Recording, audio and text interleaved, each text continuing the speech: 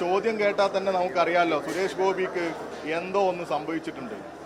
ആ കളിയാണ് തുടക്കം മുതലേ നമ്മൾ കണ്ടുകൊണ്ടിരിക്കുന്നത്. ഈ സുരേഷ് ഗോപി ഇപ്പോഴും സിനിമയിൽ നിന്ന് താഴോട്ട് ഇറങ്ങിയിട്ടില്ല.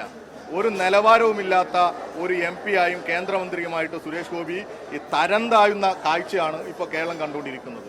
അതിനെ പുച്ഛിച്ച് തള്ളണം എന്ന് തന്നെയാണ് പറയാനുള്ളത്. നിങ്ങൾ മാധ്യമപ്രവർത്തകർ നിങ്ങളുടെ ഐഡന്റിറ്റിയെ ചോദ്യം ചെയ്യുന്ന ഇത്തരത്തിലുള്ളവന്മാരെ നിലക്ക് നിർത്താൻ കൂടി നിങ്ങൾ കൂടി തയ്യാറാകണം എന്ന് തന്നെയാണ് പറയാനുള്ളത്.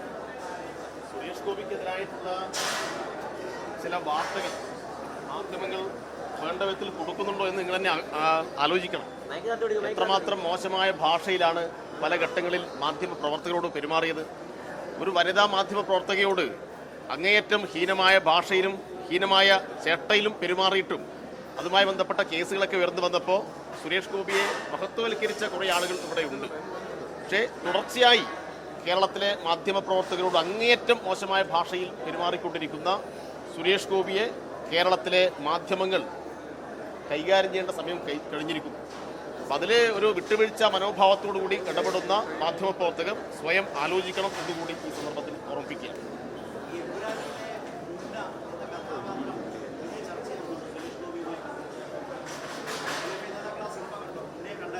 അതാണ് ഞങ്ങൾ പറഞ്ഞത്. മുന്നയും ഈ പറയുന്ന ബജ്രംഗിയുമൊക്കെ കേരളത്തിൽ വന്നുകൊണ്ടിരിക്കുകയാണ്. ഈ മുന്നമാരെയും ബജ്രംഗിമാരെയും നേരിടാൻ ഈ കേരളത്തിനറിയാം. മതനിരപേക്ഷ കേരളമാണ്. ഒരു ബജ്രംഗിയെയും ഒരു മുന്നേയും അധിക നാൾ ഈ കേരളം സഹിച്ചിരിക്കില്ല.